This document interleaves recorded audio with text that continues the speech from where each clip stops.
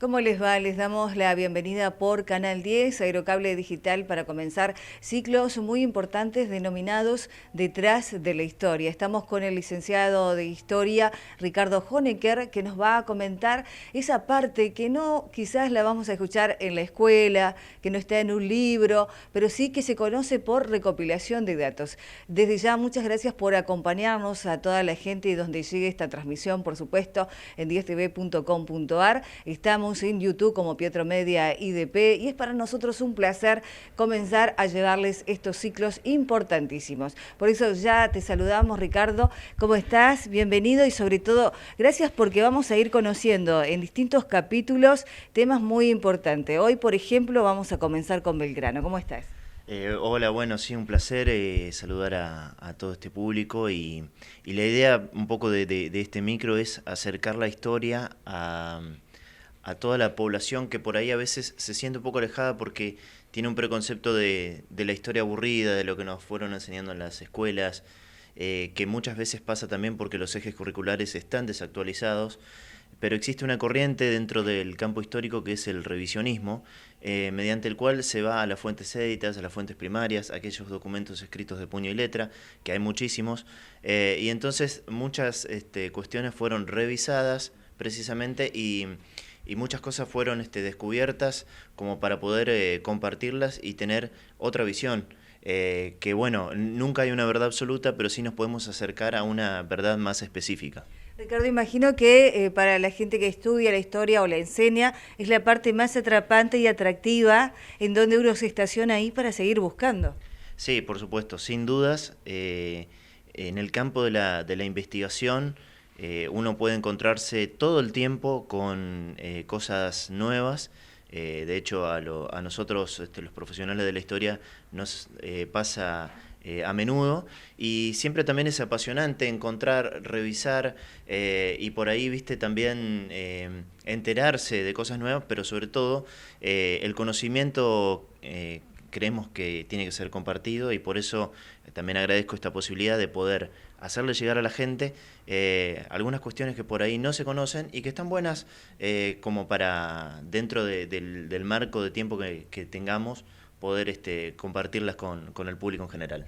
Hablábamos de que no está la verdad absoluta, Ricardo, y presentar lo que es un poco la vida y la historia de Belgrano. Y si tenemos que marcar distintos ejes, como me comentabas, ¿qué podemos hablar sobre la infancia y los estudios de Belgrano?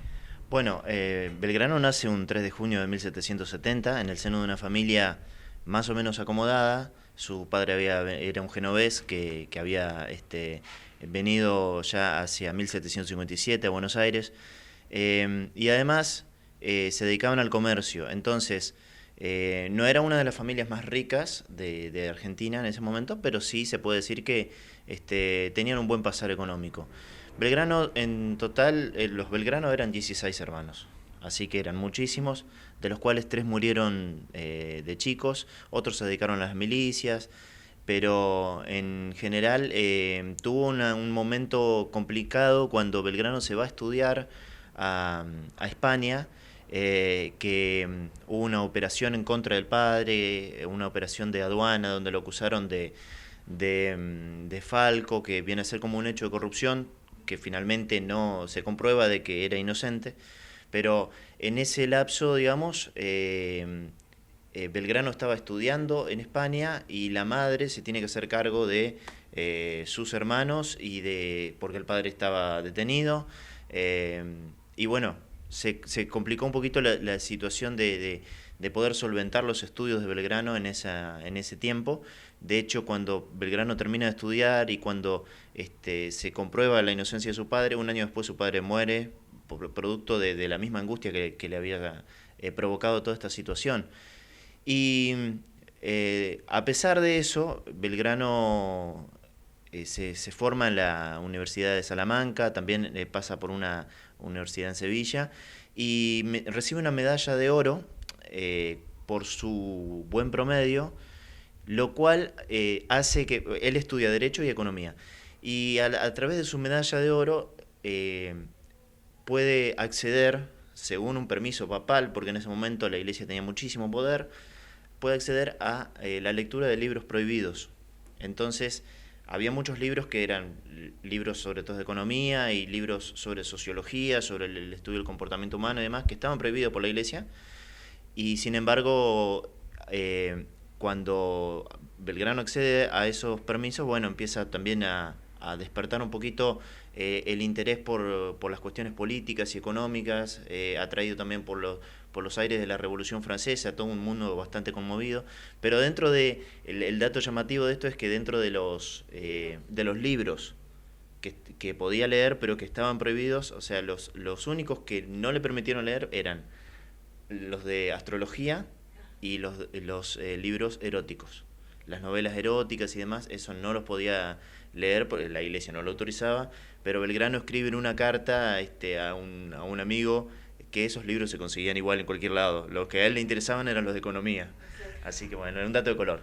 Él estaba hablando desde la Iglesia, porque también se lo asociaba con masonería. ¿Sobre eso no hay registro?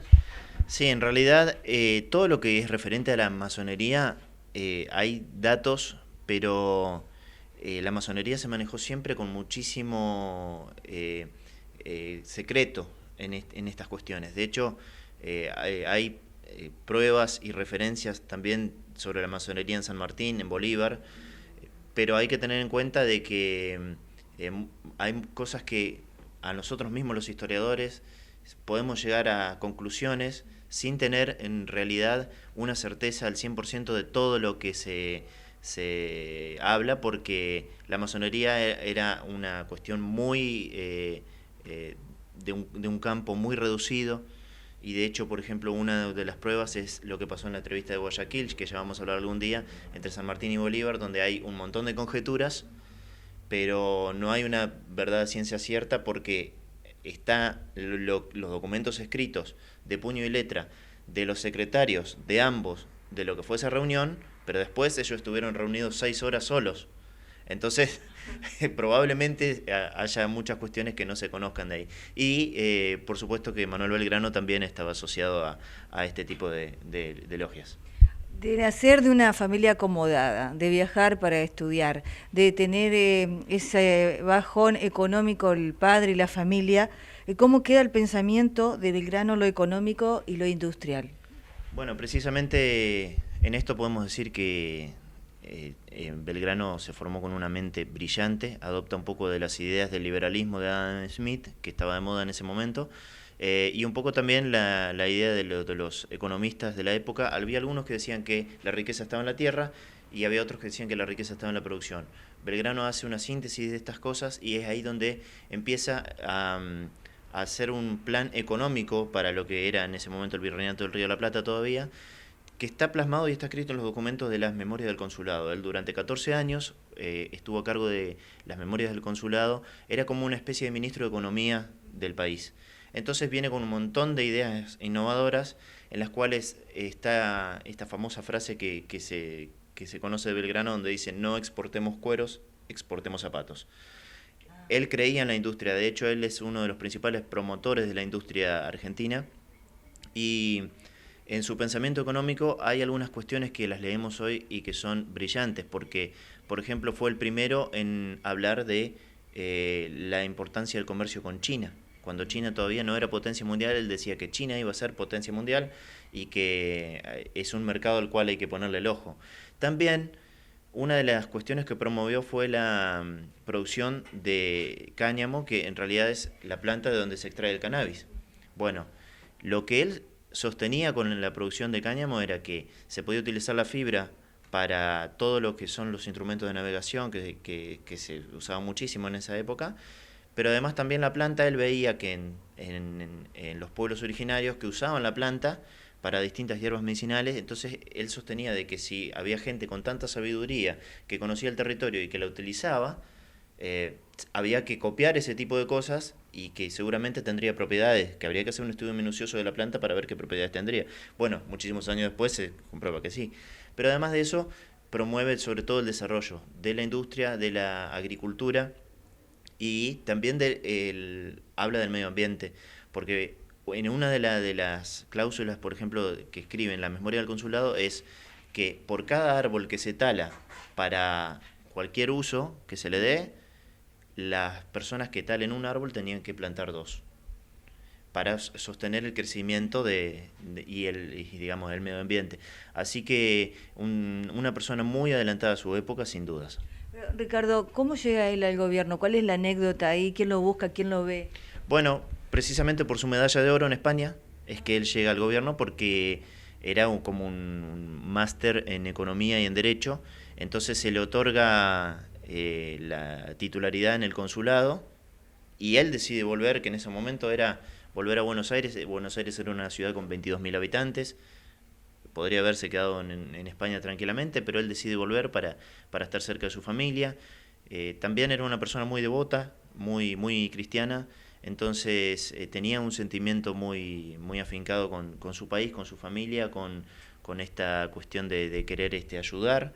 Y así fue como, a través de las gestiones, de su buen promedio y demás, él recibe ese puesto en el consulado, donde escribe durante 14 años documentos que están en más de 5.000 páginas, donde hay todo un plan económico de gobierno sensacional. Que bueno, eso después, algunas cosas quedaron, otras están en el olvido, pero siempre hay cosas que se pueden rescatar y que nosotros vemos ahí, digamos, el pensamiento, la brillantez y la actualidad de Manuel Belgrano. Él, descendiente de la familia de europeos, ¿él era rubio de ojos azules? Sí, bueno, sí, su padre era italiano y de hecho su apellido era Belgrano Pieri, que acá se lo cambia para Belgrano Pérez, y además todos sus hermanos, y al igual que él, estaban muy de moda, bueno, mirar el almanaque y ver qué santo había y ponerle el nombre.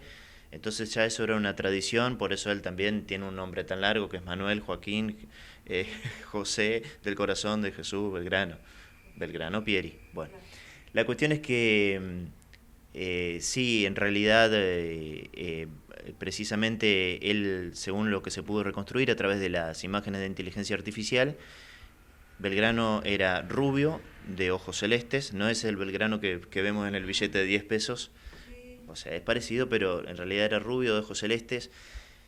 También tenía una estatura media, una voz muy aflautada, y precisamente hay una anécdota que cuenta que cuando, bueno, ya vamos a llegar a lo de San Martín y Belgrano, pero que estaba San Martín dándole órdenes al ejército con una voz muy gruesa, y después habla Belgrano y como que Dorrego, que era un jodón bárbaro, por decirlo así, se le empieza a reír a Belgrano, y después empiezan a popularizar algunos dichos que también se habló en algún momento. Recuerdo algún programa donde Mirta Legrand pregunta si Belgrano era homosexual, que se popularizó esa idea, y la verdad es que no, que de hecho tenía mucha fama con las mujeres.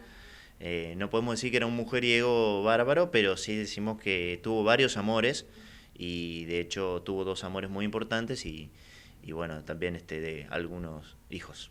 ¿Era visitante de ciertos lugares? Sí, lo que pasa es que anduvo mucho. Anduvo mucho dentro de las campañas militares y demás, que entonces también, viste, por ejemplo, otra de las cosas que hay que tener en cuenta es que él no tenía una formación militar. Eso su formación militar, cómo llegaba, pero no la tenía. Claro, él no la tenía porque él era abogado y economista. Lo que pasa es que él adhiere primero a las invasiones inglesas. Lucha contra las invasiones inglesas, que son en 1806 y 1807. Después, en 1810, fue uno de los principales precursores de la Revolución de Mayo. Entonces, ahí es donde él toma clases como para aprender algo acerca del ejército, porque no sabía ni siquiera manejar un arma. Imagínense que era un intelectual, Belgrano. Bueno, precisamente en esas clases algo aprendió, y después el triunvirato, una vez sucedía la Revolución de Mayo, que no tenía muchas ganas de ser independiente, por eso tardamos 6 años, hasta 1816, como para sacárselo de encima a Belgrano y a Moreno, que eran los mayores revolucionarios y los mayores defensores de la causa independentista. Bueno, a Moreno lo mandan a una misión diplomática en Europa, y a Belgrano lo mandan al Paraguay con un ejército totalmente diezmado, a combatir en la batalla de Tacuarí, bueno, y hay suceden un montón de cosas porque los mandan casi sin armas, casi sin gente. Y por ejemplo, una de las situaciones que sucedió ahí, que está escrito también de puño y letra por Belgrano, es que la provincia que más lo ayudó a Belgrano a formar ese ejército fue Entre Ríos, porque allí encontró a personajes como Ereñú, por ejemplo, que le proporcionaron soldados de sus propias estancias, y además también muchas mujeres que lo ayudaron con ropa, con alimentos, en su paso por Entre Ríos, porque el triunvirato no le había dado absolutamente nada. Precisamente dentro de ese ejército, o sea, Belgrano pierde esas batallas, que estamos hablando de 1811, 1812, después vuelve, y después cuando vuelve, también sucede que, bueno, lo mandan a cuidar las costas del río Paraná, y ahí se da uno de los hechos más trascendentales de la historia de Belgrano, que es la creación de la bandera. Bueno, eso se da precisamente a orillas del río Paraná un 27 de febrero de 1812. Lo que pasa es que la historia nuestra nos enseñó que el Día de la Bandera es el 20 de junio, que en realidad es cuando Belgrano muere. Pero el izamiento de la bandera fue un 27 de febrero de 1812, y en esa anécdota, o sea, se pueden contar un millón de cosas, pero vamos a resumir, porque precisamente él estaba preparando 2 baterías. Las baterías eran lugares donde se instalaban los cañones para tomar sorpresivamente a los españoles que navegaban por el río. Entonces, bueno, ahí había un montón de gente trabajando. Y preparó una batería que se llamaba Libertad, que estaba en el lado de Rosario, y otra batería que se llamaba Independencia, que estaba en el lado de Victoria, en Isla del Espinillo. Entonces, en la batería Independencia fue la que estuvo lista primero.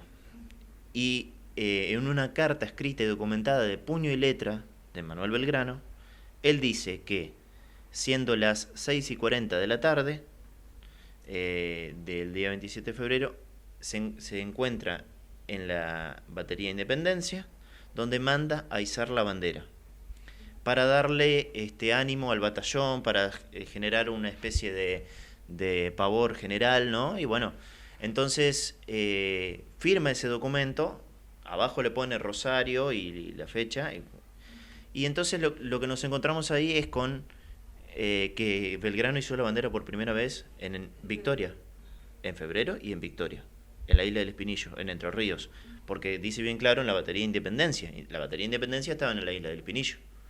Enfrente estaba la batería Libertad, donde fue izado por segunda vez.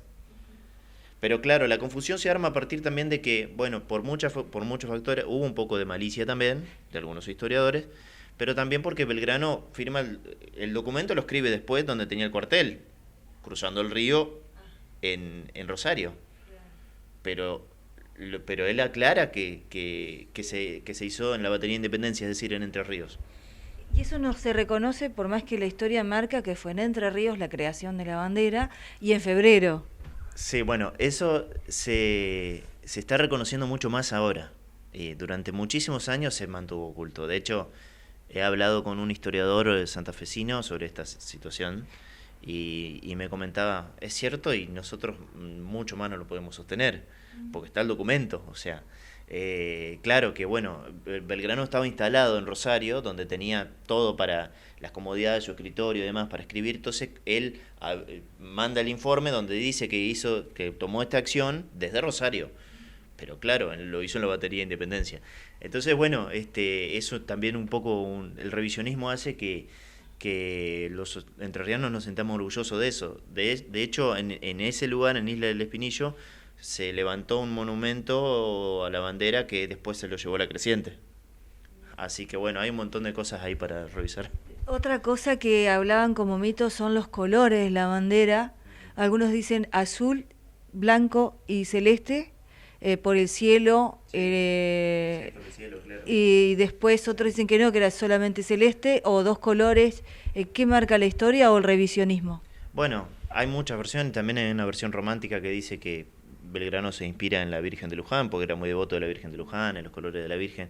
Es cierto que era muy devoto, eso es cierto, pero también es cierto que es más relacionado a una cuestión estratégica.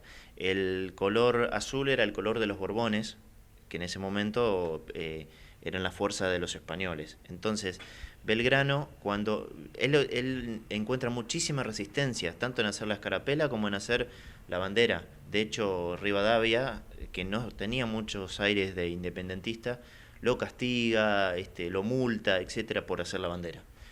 Entonces Belgrano, igualmente, a pesar de eso, sí, lo multó, sí. Entonces Belgrano, a pesar de eso, igualmente él sigue con su idea, y precisamente ahí es cuando él, revolucionario y disruptivo como siempre, manda a crear esa bandera, que lo manda a hacer la primera bandera con una mujer de la zona, que fue la que la tejió, y él decide acercarse a los colores de los Borbones para no molestar tanto, ¿sí? Para que, bueno, no haya tanto problema con Rivadavia. Entonces elige el celeste, ¿sí? Y manda a hacer dos banderas, una que tenía las dos franjas celestes, como el que es la que conocemos ahora, y otra que era al revés, que tenía la franja celeste en el medio, ¿sí? Por las dudas. Entonces tenía diferentes banderas, como también por una cuestión un poco para despistar y demás. Esa bandera fue izada por tercera vez en Jujuy, ya cuando Belgrano se va con el ejército del norte, y precisamente la bandera más antigua que se conoce de Argentina está en Bolivia hoy, en un museo en Bolivia. ¿Por qué llega a Bolivia? Llega a Bolivia porque Belgrano cuando fue con el ejército del norte, en las 4 batallas que estuvo en ese tiempo en el norte, una de ellas, que fue una derrota, fue en Ayohuma, que hoy es territorio boliviano. En ese momento pertenecía al Río de la Plata. Es lo que se conoce como el Alto Perú. Entonces, en ese lugar, Belgrano sale derrotado, huye de los españoles y oculta la bandera. Que esa bandera quedó en una iglesia, y un día un cura la encontró hacia 1850 en adelante.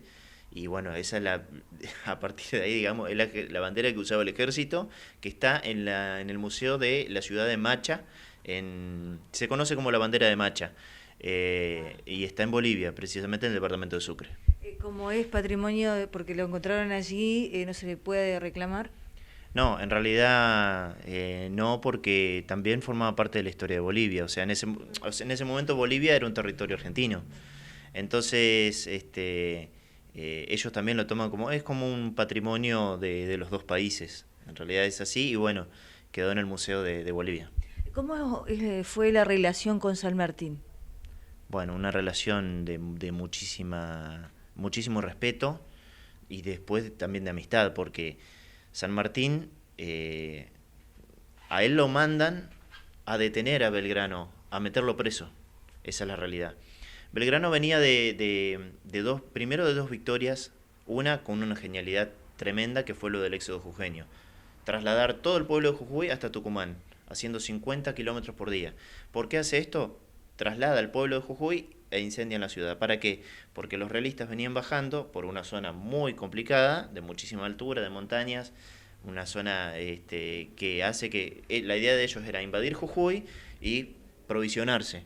Entonces Belgrano lo que hace es dejar tierra arrasada para que ellos no tengan cómo provisionarse el ejército, y muchos de ellos llegaron débiles ya a la batalla de Tucumán, donde Belgrano había preparado todo un ejército para derrotarlos. Precisamente sí, los derrotó, y ganó en Tucumán y ganó en Salta. Entonces, en esas dos victorias, bueno, él recibe también un pago, y ahí Rivadavia nuevamente lo manda al Alto Perú a luchar, cuando Belgrano le dice: es imposible luchar en esas condiciones climáticas, en ese lugar es imposible. Por eso después surge el cruce de los Andes, porque era imposible luchar en Bolivia con la altura y demás. Y sin embargo lo mandan igual, sabiendo que iba a perder, con un poco de malicia. Obviamente en las dos derrotas que tiene son Vilcapugio y Ayohuma, y entonces ahí lo mandan a detener. ¿Y a quién mandan? A San Martín. Entonces San Martín venía con la orden de detenerlo a Belgrano y de meterlo preso y de hacerse cargo del ejército del norte. Y San Martín llega en enero de 1814 a la posta de Yatasto, que es el lugar donde se encuentra, es el sitio histórico, aún existe ese sitio, y ahí, lejos de tenerlo, se dan un abrazo enorme y empiezan a planear la reformulación del ejército. desobedecen los dos las órdenes de Rivadavia y del Triunvirato y empiezan a ejercen durante un mes y medio, ejercen como profesores del ejército en cuanto a lo académico y lo militar. Y además hay una anécdota muy importante ahí que es que cuando lo reciben, cocina San Martín, que era un gran comedor de pescado, entonces le regalan un pescador le regala un dorado y empieza a cocinar un dorado a la San Martín, que después quedó la receta, en el cual le pone el picadillo, huevo duro, todo lo que tenían ahí en el ejército, arriba del pescado, y está la anécdota, y de hecho creo que había alguna imagen de los dos sentados comiendo, sí, un dibujo de algún autor, donde se los ve ahí comiendo. ¿Para esto qué edades tenían? Bueno, estamos hablando de que Belgrano ya era un hombre que tenía 42 años y San Martín era un poquito menor, pero con muchísimas enfermedades, muchísimos padecimientos. Imagínense que la había pasado muy mal en muchísimos lugares donde había ido, sin descansos, mala alimentación. Pensemos en un Belgrano que era un intelectual que podría haber sido político y haber estado en la élite, y sin embargo, él mismo se metió en el barro. Padecía un montón de enfermedades, problemas respiratorios, corazón agrandado, tenía un tumor en el epigástrico que también fue lo que lo llevó un poco a después a la muerte. Entonces, dentro de todas esas enfermedades y dolencias, que San Martín también tenía otro prontuario más, para sus 42 años había sufrido bastante ya. ¿Y qué se sabe de los hijos de Belgrano? Bueno, Belgrano tuvo dos hijos. Uno fue precisamente antes de irse al norte, y que lo tuvo con la hermana de Encarnación Ezcurra. Encarnación Ezcurra fue la mujer de Juan Manuel de Rosas. Su hermana, María Josefa Ezcurra, dio a luz a un niño que se llamó Pedro Rosas y Belgrano. ¿Por qué? Porque ese niño, como no estaba casado Belgrano con esta mujer, bueno, ese niño lo crió Juan Manuel de Rosas. Y entonces, Belgrano se va, enviado por el ejército, se va al norte, no puede hacerse cargo de ese hijo, y después en el norte, en Tucumán, también conoce una mujer muy importante que en su vida, que le da a luz a una hija que nace en 1819, que se llama Manuela Mónica, para los dos, Belgrano, lo poco que tenía porque el ejército le debía un montón de plata, no le pagaba y demás, pero la poca herencia que tenía Belgrano se la dejó a sus dos hijos en documentos, en cartas, donde él siempre los reconoció. Entonces, eso sí, ni hablar. También un dato importante es que precisamente con el izamiento de la bandera, una de las cosas que enojaron a los jerárquicos del ejército fue que él llamó a Cosme Maciel a izar la bandera, que Cosme Maciel estaba en ese momento construyendo la batería de los cañones. Entonces era como, en el rango jerárquico, era como lo más bajo. Y le dice, acomódese un poco la ropa que usted va a izar la bandera. Y fue la primera persona en izar la bandera. Cosme Maciel después también fue un personaje muy importante que terminó construyendo barcos y demás, que se consiguió un terreno en lo que hoy es la zona de Quilmes, en Buenos Aires, donde está la isla Maciel. Sí, hay un lugar geográfico que es la isla Maciel, que era perteneciente a los terrenos de Cosme Maciel, el primer personaje en izar la bandera. Y bueno, entonces esto también habla un poco del costado humano de Belgrano, ¿no? Que bueno. Ahora, la mamá del primer hijo, entonces se casó con Rosas. Era la cuñada de Rosas. Era la cuñada, sí. Y lo crió sola. En realidad lo crió Rosas y su hermana Encarnación. Tío. Claro, sí, el tío y la tía lo criaron al hijo de Belgrano porque, ella también era estaba muy, muy mal visto en la sociedad en ese momento, una madre soltera, que no se había casado y demás, entonces todo fue muy secreto y ese hijo fue criado por esa familia como si fuese un hijo de Pedro de Juan Manuel de Rosas y de Encarnación Ezcurra. La escuela María Josefa Ezcurra formó familia por otro lado y demás.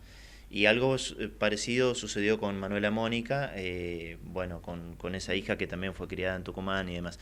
Un dato también de color importante es el tema de las escuelas de Belgrano. Algo que quedó inconcluso. Bueno, cuando Belgrano recibe una paga por las 2 victorias que mencioné anteriormente, en ese momento recibe monedas de oro, era bastante plata, lo equivalente a hoy, por ejemplo, a 4 millones de dólares.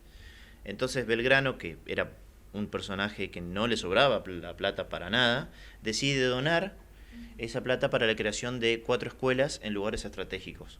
Que bueno, uno era en Tilcara, otro era en Tucumán, Santiago del Estero, pero eran lugares donde no había ningún tipo de educación. Él era un gran promotor de la educación pública y entonces decide donar ese dinero. Ese dinero se perdió, nunca se hicieron las escuelas con ese dinero. A partir de 1880 se hacen esas escuelas con otros fondos, no con ese dinero. Ese dinero, si uno sigue la ruta del dinero B, digamos, bueno, ese dinero lo termina en cualquier otro lado, menos ahí en rentas, en cualquier otro lado. Pero el dato llamativo es que la última escuela que había dicho Belgrano, acá tiene que haber una escuela, se terminó de hacer en el año 2005 recién. Algo que él había donado en 1811, o sea, se termina de hacer en el año 2005. ¿Se hizo realidad de nuestra era? Sí, se hizo realidad en nuestra era, pero nunca se hizo con la plata de Belgrano, la que él donó. Y bueno, precisamente cuando Belgrano muere, pasa desapercibido casi. Él muere aquí en Buenos Aires, ya había venido, estaba muy mal, vino a tratar sus dolencias y muere un 20 de junio, el día que pasaron 3 gobernadores ese día por Buenos Aires. Así que era un hecho llamativo, histórico, hasta que pasó lo del 2001, que tuvimos 5 presidentes en una semana, pero en ese momento era como el día más revolucionado de la historia argentina, así que pasó completamente desapercibido. No hubo un reconocimiento para Belgrano durante muchísimos años, no se lo reconoció, hasta que después, sí, después de un poquito después del gobierno de Mitre, ahí se lo empieza a reconocer y de hecho porque cuando a Belgrano lo entierran le hacen un cajón con la lápida, o sea, con las partes de la cómoda nada más. Llaman a un carpintero, desarman la cómoda donde él estaba y sí. Después sí le hacen un cajón y hay un dato llamativo, un dato de color también, que es que precisamente cuando le mandan a hacer un cajón bien, el general Roca, ya estamos hablando por lo menos de 70 años después, manda a dos tenientes de él a construir ese cajón para Belgrano. Uno de ellos es Riccieri, el de la avenida Riccieri que va hacia el aeropuerto de Ezeiza. Y Riccieri le roba 2 dientes al cuerpo de Belgrano para dárselo al general Mitre como un obsequio. Esto después termina siendo un escándalo tremendo por la prensa opositora a la nación. Entonces te tienen que devolverle los dientes a Belgrano. Así que todas estas cosas pasaron, parte de la historia que es increíble. Y bueno, y así, digamos, es un poco un resumen de lo que sin duda es un personaje importantísimo en nuestra historia. ¿Y dónde están los restos? Bueno, precisamente están en la avenida Belgrano, Belgrano y Defensa, que es ahí hay un mausoleo, que era un poco el lugar donde él vivía, y muchas de estas de las cartas y documentos están en el Archivo Histórico de la Nación. De hecho hay una foto que no se ve muy bien, pero está, por ejemplo, escrito de puño y letra todo lo de el izamiento de la bandera y todas estas cosas. Y después hay muchísimo revisionismo histórico de otros también personajes que fueron escribiendo cosas de Belgrano, que hablaron de su empatía, de su voz aflautada, de que le decían cotorrita en el ejército porque él se hizo un traje verde y largo, entonces había algunos que se reían y le llamaban cotorrita. Pero bueno, son anécdotas simplemente. Está lleno de anécdotas de su vida, sí, ¿no? Sí, está lleno de anécdotas, de historias y yo puedo recomendar muchísimos historiadores que se dedican a este tipo de cosas, pero sin dudas hay muchos mitos, como bueno esto que desmitificamos acerca de su sexualidad, acerca también de su pensamiento económico, de esto que decíamos al principio sobre su relación con China y demás. Así que sin dudas que fue un adelantado su época, y que fue mucho más que un militar. Lo que pasa es que en la historia, los que escribieron la historia... ¿Quién lo hacía? ¿Quién lo hacía? ¿El gobierno de turno escribía la historia? La historia como que se empezó a escribir a partir de Bartolomé Mitre cuando escribió la historia argentina, y Bartolomé Mitre tenía una visión bastante sesgada de la historia. Entonces esa historia es la que tomamos como referencia para después enseñar en las escuelas. Y dejamos de lado todo lo que son las fuentes primarias, el revisionismo y demás. Y también es cierto que, por ejemplo, tanto Belgrano como San Martín como Moreno eran personajes que molestaban mucho, porque eran personajes que todo el tiempo querían el avance de la patria, la libertad económica, y había otros que querían privilegiar sus intereses. Sin ir más lejos, Rivadavia, que fue el que contrajo la primera deuda externa de la Argentina. Entonces eso hace que haya una visión contrapuesta, y que, por ejemplo, tal es así que a Belgrano se lo recuerda simplemente por el hecho de haber creado la bandera, cuando en realidad hizo un montón de cosas, que lo que repasamos recién, que es increíble toda la cantidad de cosas. Fue economista, fue ministro de Economía, fue abogado, fue militar, bueno, hasta en un momento fue enfermero en el propio cuartel. Así que la idea también es un poco despegar a Belgrano solo de esa cuestión de la bandera, y además también reivindicarlo desde otro lugar, que bueno, fue lo que tratamos de hacer en este espacio. Para cerrar la historia de Belgrano, ¿cómo lo definirías? ¿Cómo, de acuerdo a lo que investigaste, cómo le darías un cierre a esto?